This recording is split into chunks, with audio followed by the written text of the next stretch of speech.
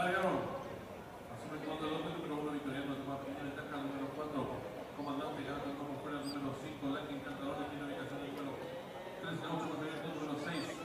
Onyx, objetivo está enfrentando todo, asume el comando del lote número 5, Lucky Encantador, que tiene medio cuerpo de ventaja sobre el 1, victoriano de 0, se desempeña el número 6, Onyx, cuarto mejorando rápidamente la ubicación del número 3.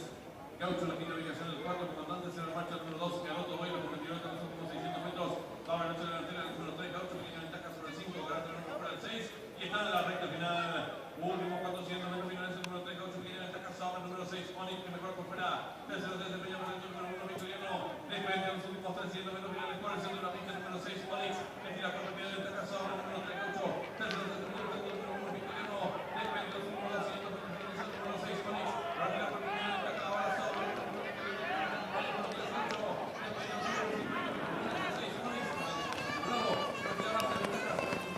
Cool.